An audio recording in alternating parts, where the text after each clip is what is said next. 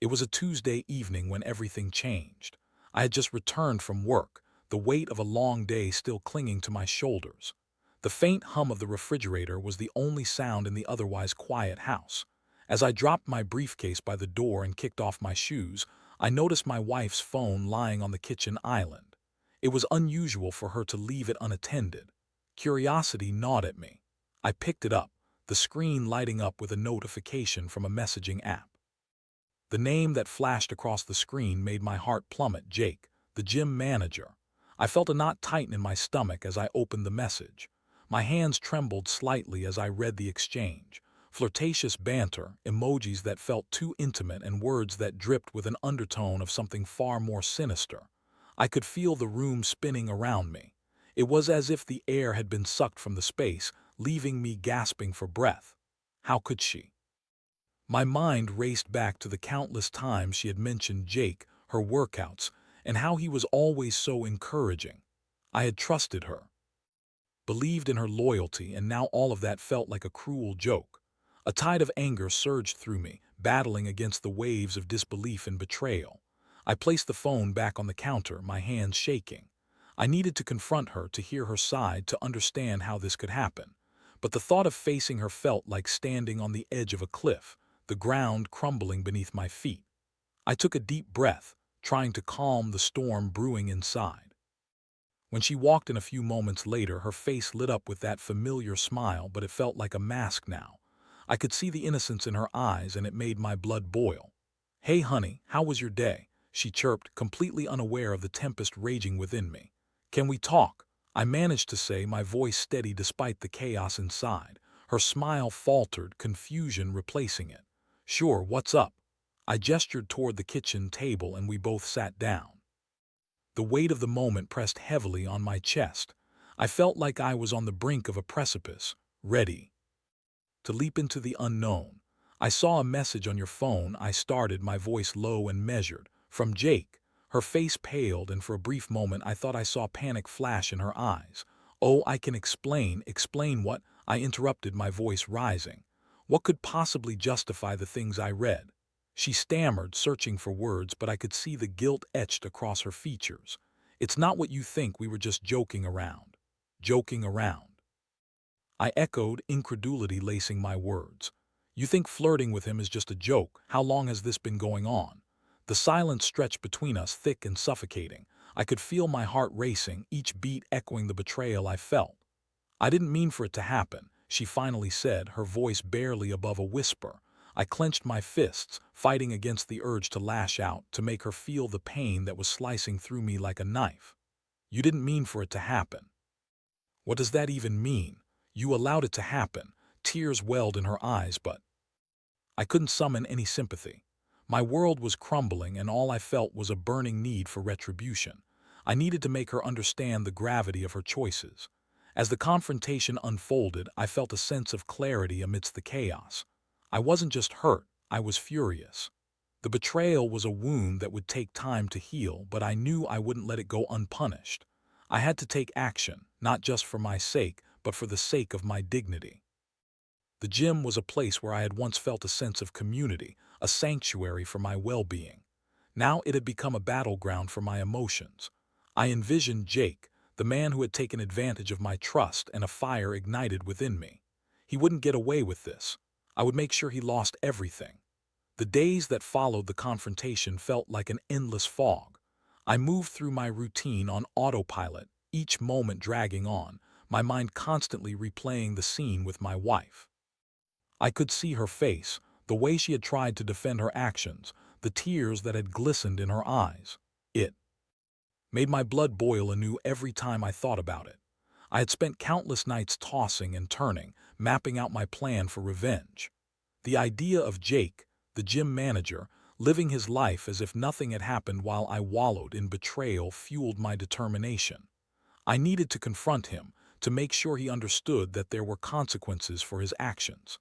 I decided to pay a visit to the gym, a place I had once enjoyed. As I walked through the doors, the familiar scent of sweat and disinfectant filled my nostrils, but it felt different now, tainted. I scanned the room, my heart racing as I searched for Jake. He was there, standing behind the front desk, his lean frame clad in a fitted black t-shirt that accentuated his muscular build. He was charming, with an easy smile and an air of confidence that had likely attracted my wife in the first place. I clenched my fists, feeling the heat of anger rising within me. I approached the desk, forcing myself to maintain a calm exterior. "Jake," I said, my voice steady but low. He looked up, surprise crossing his features. "Hey there, how can I help you?" he replied, his tone casual as if we were old friends. I leaned in closer, my voice dropping to a whisper. "We need to talk." His expression shifted, the friendly facade faltering as he realized I wasn't there for a friendly chat. "About what?" "About my wife," I said, letting the words hang in the air, heavy with implications. A flicker of recognition flashed in his eyes, and I could see the gears turning in his mind. "Look, man, it's not what you think. We were just what?" I interrupted, my voice rising slightly. "Flirting, because that's not how I see it." He sighed, running a hand through his hair, trying to regain his composure. "I didn't mean to cross any lines. It was all in good fun." "Good fun?" I scoffed. "You think it's fun to mess around with another man's wife. You think it's funny to destroy a marriage." His bravado began to fade, and I could see him weighing his options. I leaned closer, lowering my voice even further. "You're going to pay for this, Jake. I won't let you get away with it." With that, I turned on my heel, leaving him standing there, his expression a mix of confusion and unease. I could feel a sense of satisfaction wash over me as I walked out of the gym, but it was just the beginning. I needed to dig deeper, to find a way to ensure he faced repercussions for his actions. Over the next few days, I began to gather information about Jake. I reached out to friends who frequented the gym, asking casual questions about him. I discovered that he had a reputation for being overly flirtatious, a fact that didn't surprise me in the least. But I needed more than just hearsay. I decided to enlist the help of a private investigator, someone who could help me dig up dirt on Jake. I didn't want to just ruin his reputation. I wanted to ensure he lost his job. I contacted a local PI, explaining my situation and what I needed. When we met, I laid out everything I had: the messages, the confrontation, the betrayal. He listened intently, his expression serious. "You want to take him down, huh?" he said, a glint of intrigue in his eyes. "More than anything," I replied, my voice steady. "I need him to feel the weight of what he's done." The investigator nodded, taking notes as I spoke. "I'll see what I can find. I have some contacts that might be able to help." As he began his work, I felt a mix of anticipation and anxiety. I was stepping into a dark world, one filled with deceit and manipulation. But I was willing to go there if it meant reclaiming my dignity and ensuring Jake faced the consequences of his actions. I spent my nights consumed by thoughts of revenge, each plan swirling through my mind. I envisioned Jake's face when he realized his position was in jeopardy, the humiliation that would wash over him when he lost his job. I wanted him to understand the pain he had caused, to feel a fraction of what I was experiencing. As the investigator began to uncover details about Jake's past, I found myself immersed in a blend of anger and satisfaction. I was no longer just the victim. I was the architect of my own revenge. I had a plan, and I was ready to execute it. The days blurred together as I waited for the investigator to gather information about Jake. Each time my phone buzzed, my heart raced, a mix of hope and anxiety coursing through me. I wanted to know everything: his past, his mistakes, anything that could be used against him. The anticipation was almost intoxicating, fueling my resolve to see this through. Finally, I received a call from the investigator. "I've got some information for you," he said, his voice steady. "Meet me at the cafe on 5th and Main in an hour." I arrived early, my nerves buzzing with anticipation. When he walked in, his expression was serious, and I could tell he had uncovered something significant. He slid into the booth across from me, pulling out a folder filled with documents and photographs. "First, I want to say that Jake has quite the reputation," he began, opening the folder. "There are multiple complaints against him for inappropriate behavior at the gym." I felt a surge of satisfaction. "What kind of complaints?" "Flirting with clients, making suggestive comments. There's even a record of a formal complaint filed by a former employee," he explained, pushing a document across the table. I scanned the paper, my anger reigniting as I read about his history of crossing lines, his arrogance evident in every word. So, he's done this before. Exactly. This is not the first time he's taken advantage of someone's trust, the investigator replied. And it's not just limited to the gym. I've also found some social media posts that could be damaging. He handed me a couple of printed screenshots. One showed Jake posing with a client, his arm wrapped around her shoulder, a flirtatious caption that made my stomach churn. Another post featured comments from multiple women praising his looks, mixed with more suggestive remarks. "This is gold," I said, a dark satisfaction settling in. "If I can get this into the right hands, it could ruin him." "Exactly," the investigator confirmed, leaning in closer. "But you'll need to be careful. You don't want to come across as vindictive. You need to approach this strategically." I nodded, absorbing his advice. I was ready to go beyond just ruining his reputation. I wanted to see him lose everything he had worked for. The thought of him being fired from the gym, losing his position of authority, felt like the ultimate victory. "Let's talk about how to make this happen," I said, my voice steady. "I want to make sure the gym's management knows who they have running their facility." The investigator laid out a plan. We would gather evidence, compile a report, and then present it to the gym's owners. I felt a rush of adrenaline as we discussed the details, my mind racing with possibilities. Over the next few days, I focused on gathering all the evidence I could. I compiled text messages, social media posts, and the investigator's findings into a comprehensive report. Each piece of information felt like a brick in the wall of my revenge, solidifying my resolve to take Jake down. As I worked on my plan, I couldn't shake the feeling of impending confrontation. My wife was still living in the house, and although we hadn't talked much since that fateful day, her presence was a constant reminder of the betrayal. Part of me wanted to confront her again, to make her feel the weight of her choices. But I knew that wasn't the direction I wanted to go. Instead, I focused on the gym, on Jake. I visited the facility regularly, trying to blend in, observing him from a distance. I watched how he interacted with clients, his flirtatious demeanor, the way he seemed to thrive on attention. It made my blood boil, but it also fueled my determination. One day, I decided to approach the front desk under the guise of a concerned member. Jake was there, his usual charm on full display as he greeted me. "Hey, how can I help you today?" I feigned a smile, keeping my tone light. "I've been hearing some things about you and wanted to see if they were true." He raised an eyebrow, a hint of arrogance in his expression. "Oh, what have you heard?" I leaned in slightly, lowering my voice. "Just that you've been a little too friendly with some of the female clients." His smile faltered for a moment, but he quickly regained his composure. "People talk, you know how it is." I nodded, pretending to accept his nonchalance. "Yeah, but it's important for you to maintain a professional image. The gym has a reputation to uphold." He waved a dismissive hand. "I'm just being friendly, nothing wrong with that."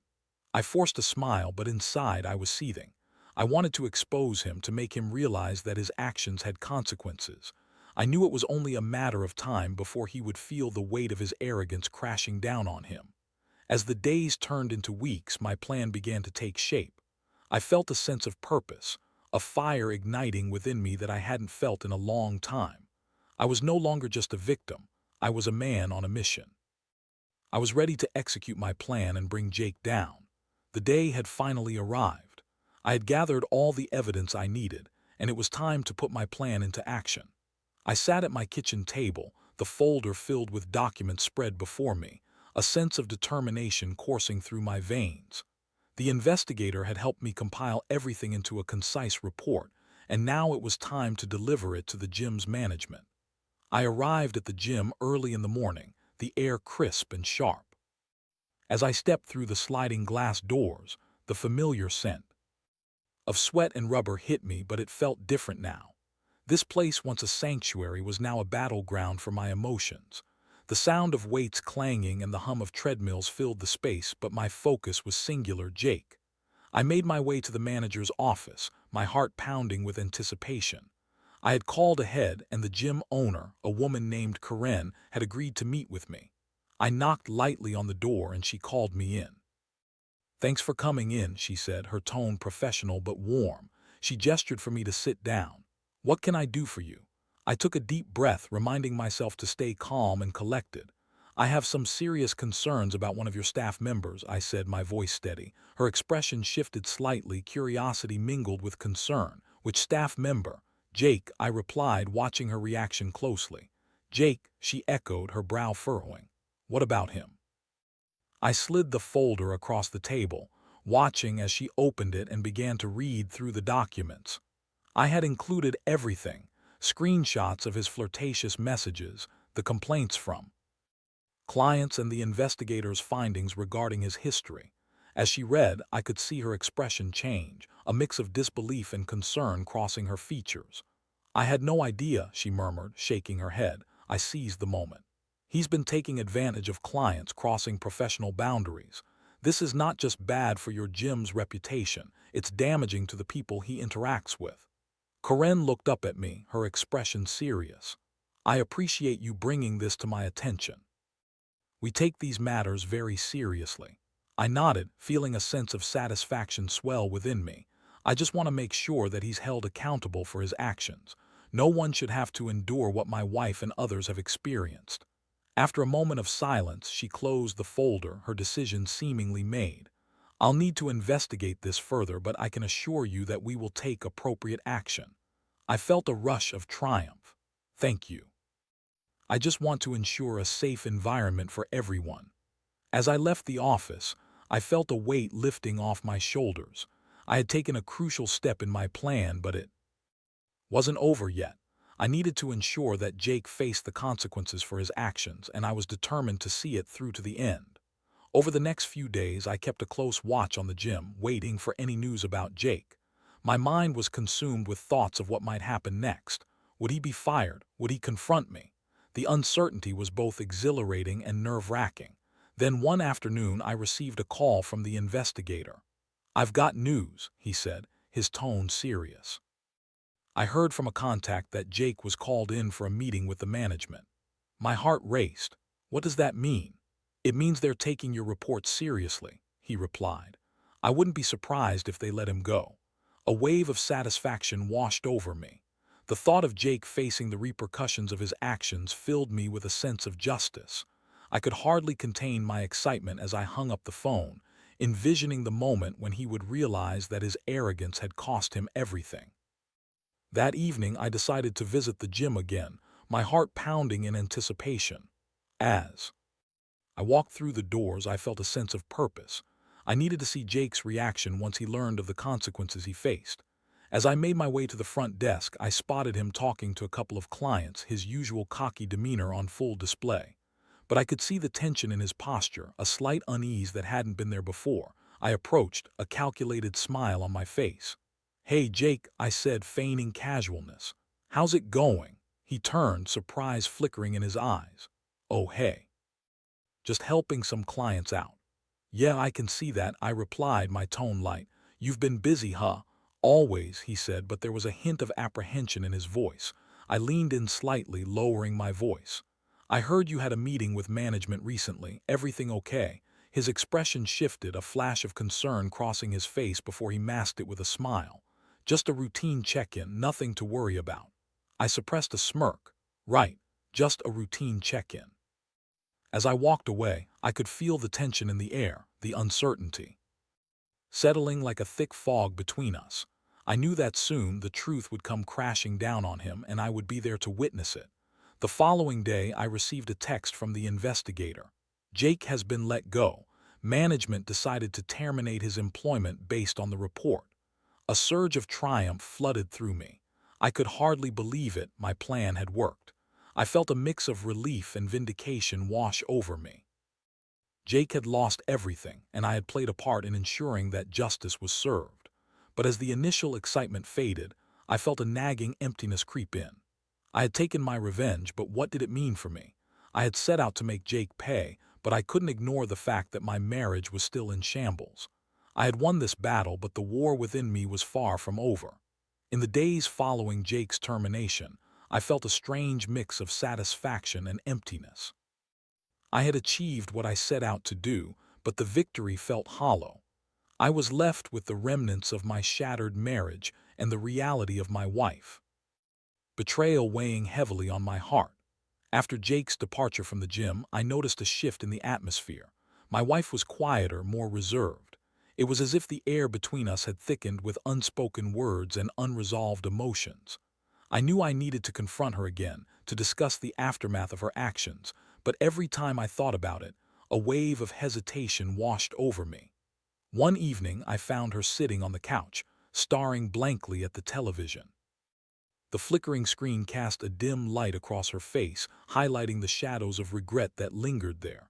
I took a deep breath, steeling myself for the conversation I knew we needed to have. "Can we talk?" I asked, my voice steady but gentle. She glanced up, her expression a mix of surprise and apprehension. "About what?" "About us," I replied, taking a seat across from her.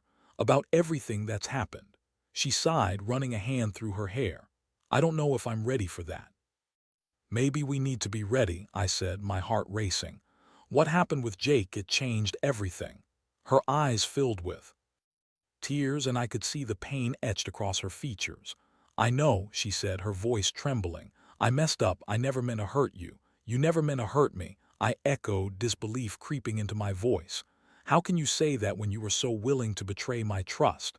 She looked down, shame washing over her face. "I got caught up in the excitement. I didn't think about the consequences." Didn't think about the consequences. I felt my anger bubbling up again, but I fought to keep it in check. "You didn't think about what it would do to our marriage, to me." "I know I was wrong," she said, her voice barely above a whisper. "I realize that now, but I was feeling lost, and Jake, he made me feel wanted again." The admission hit me like a punch to the gut. I had spent years building a life with her, and yet, in a moment of weakness, she had turned to someone else for validation. I felt the sting of betrayal wash over me anew, but I also felt a flicker of empathy. "Why didn't you come to me?" I asked, my voice softening. "Why didn't you talk to me about how you were feeling?" "I was scared," she admitted, tears streaming down her cheeks. "I didn't want to burden you with my insecurities. I thought I could handle it on my own." I took a deep breath, trying to process her words. Part of me wanted to rage against her choices, to make her understand the gravity of what she had done. But another part of me recognized the pain and confusion that had led her to that moment. "We need to figure this out," I said finally, my voice steady. "I can't just pretend everything is okay. Trust has been broken, and it's going to take time to heal." "I want to fix this," she said, her voice filled with desperation. "I love you, and I never wanted to hurt you. I'll do whatever it takes to make it right." Her words hung in the air, heavy with the weight of their meaning. I wanted to believe her, but the scars of betrayal were deep. "It's not going to be easy," I warned. "We're going to have to work through this together." "I understand," she replied, her eyes searching mine for any sign of hope. "I'm willing to put in the effort. I don't want to lose you." As we sat there, the silence between us felt different. It was charged with the possibility of healing, a fragile thread connecting us through the pain. I knew it wouldn't be easy, but I also knew that we had a choice. We could either let this define us or fight to rebuild what was lost. In the days that followed, we began to navigate the rocky terrain of our relationship. We talked openly about our feelings, our fears, and our hopes for the future. It was uncomfortable and raw, but it felt like a necessary step toward healing. I found myself reflecting on the journey that had brought us to this point. The anger I had felt toward Jake had given way to a deeper understanding of my own vulnerabilities. I had been so focused on revenge that I had almost lost sight of the fact that my marriage was worth fighting for. As the weeks passed, I realized that the experience had changed me. I had confronted my pain and taken action, but I had also learned the importance of communication and vulnerability. I had allowed myself to feel anger and betrayal, but I was also learning to let go of that anger and embrace the possibility of healing. One evening, as we sat together on the couch, watching a movie, I felt a sense of peace wash over me. It wasn't a resolution, but it was a step toward rebuilding the trust that had been shattered. I glanced at my wife, her head resting on my shoulder, and I felt a flicker of hope. We were still a long way from fully healing, but I knew we were moving in the right direction. The journey ahead would be challenging, but I was willing to fight for us. As the weeks turned into months, the process of healing became a journey we navigated together. My wife and I committed ourselves to open communication, to being honest about our feelings, and to rebuilding the trust that had been so brutally shattered. We attended couples therapy, where we learned to express our vulnerabilities and fears in a safe space. It was difficult, but I could feel the walls we had built around our hearts slowly beginning to crumble. The emotional scars of betrayal were still present, but they began to fade as we worked together. I found myself reflecting on the lessons I had learned throughout this ordeal. Revenge had provided a temporary thrill, but it was love, forgiveness, and commitment that offered true healing. I realized that while I had been focused on Jake and the damage he had done, I had neglected to address the underlying issues in my own marriage. One evening, as we sat on the couch after a long day, I turned to my wife and said, "I've been thinking a lot about what happened. I want you to know that I'm working on forgiving you, but it's going to take time." She nodded, her eyes glistening with understanding. "I know, and I'm willing to do whatever it takes to earn your trust back. You mean everything to me." I took her hand in mine, feeling the warmth of her touch, a reminder of the love we still had for each other. "I want us to be stronger than we were before. I don't want this to define us, but rather to teach us how to be better partners." As we spoke, I could feel the weight of my anger toward Jake lifting. He had been a catalyst for change, forcing me to confront my own insecurities and the cracks in our relationship. It was a painful journey, but one that had ultimately brought us closer together. One day, I decided to return to the gym, not to confront Jake, but to reclaim my sense of self. I hadn't set foot inside the place since he had been let go, and I felt a mix of trepidation and determination as I approached the entrance. I wanted to remind myself that I was not defined by the betrayal I had experienced. As I walked through the doors, I noticed the atmosphere had shifted. The gym felt vibrant and alive, filled with people focused on their fitness journeys. I spotted Corinne at the front desk and approached her.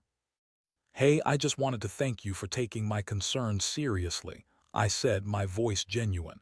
"It means a lot to me." She smiled warmly.